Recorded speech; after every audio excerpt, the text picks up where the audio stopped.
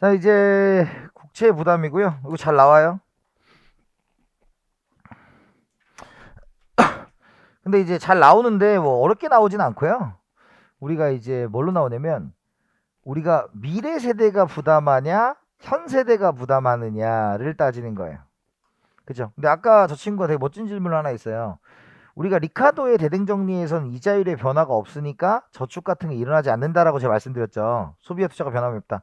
근데 그거는 이자율의 측면에서 맞는 얘기고, 우리가 이제 가족 단위로 봤을 때는 미래 세대를 위해서 우리가 저축을 늘려야 될 거 아니에요.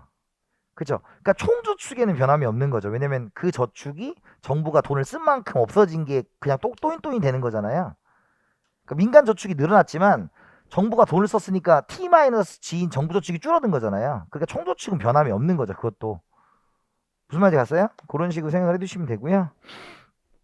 자, 그래서 전통적 견해다라는 거예요. 전통적 견해가 이제 내부 채무가 있고 외부 채무가 있는 것이고, 내부 채무는 뭐냐면 우리나라에서 국채를 산 거예요. 외부 채무는 외국에서 우리나라 국채를 산 거예요. 그런 식으로 생각하는 거죠. 그래서 밑줄 요거 외워야 됩니다. 내부 채무는 현 세대가 부담하지만 외부 채무는 미래 세대가 부담을 한다라는 거예요. 이해됐어요? 그래서 그거 하나 기억을 합니다. 거기서 대표적인 사람이 거기 보면 우리가 이제 러너라는 사람이 있어요. 러너.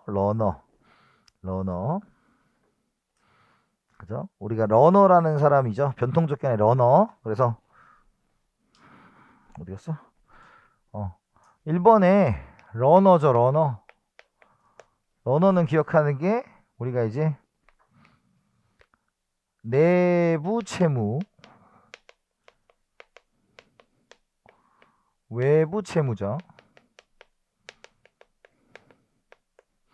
그래, 내부 채무는 우리가 누가 부담한다? 현 세대가 부담하고, 외부 채무는 미래 세대가 부담한다.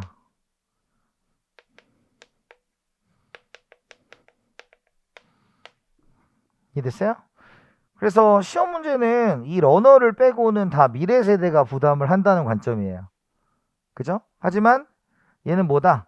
내부 채무와 외부 채무를 구분했고요. 요게 출제되었습니다. 2020년에 또 출제됐으니까 잘 보시는 거예요.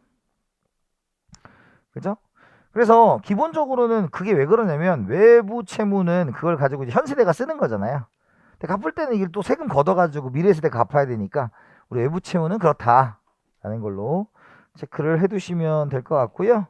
그 다음에 미래 세대 부담설 있죠.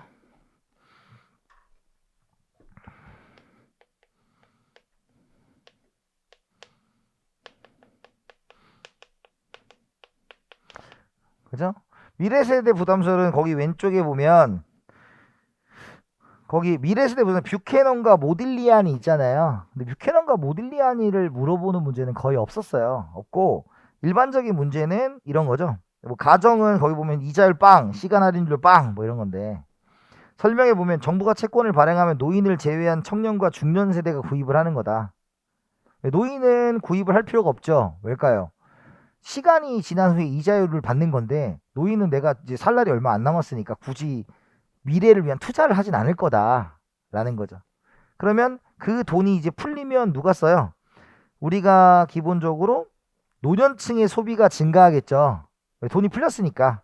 하지만 노인은 책임을 지지 않으니까 그 돈을 가지고 시간을 지나 정부가 채권을 상환하면 채권을 구입한 청년 세대와 중년 세대가 이자를 포함하여 상환받아 소비가 일어날 수 있죠.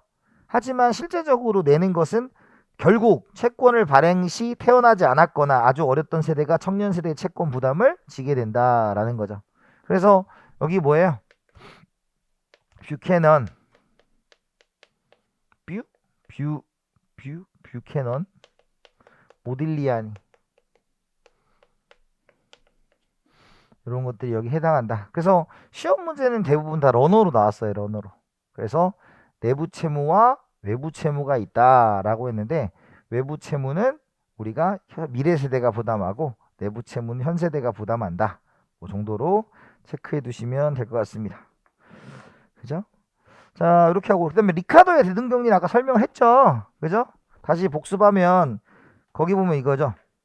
거기 1번 유산 상속과 관련된 선택을 하는 과정이다 라는 것이죠.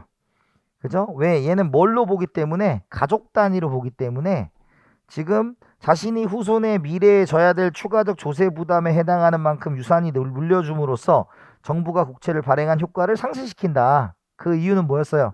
어쨌든 정부가 돈을 썼다면 세금을 걷어서 갚아야 되는데 우리 자식들이 그거에 대한 부담을 느끼지 않았으면 좋겠다는 마음으로 저축을 늘릴 거다. 민간 저축을 늘릴 거다.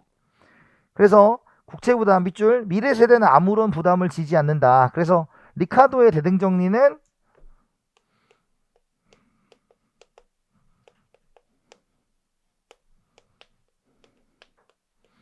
우리가 현 세대 부담이죠. 현 세대가 부담한다. 현 세대가 부담한다. 라는 걸로 체크해 두시면 될 것 같습니다.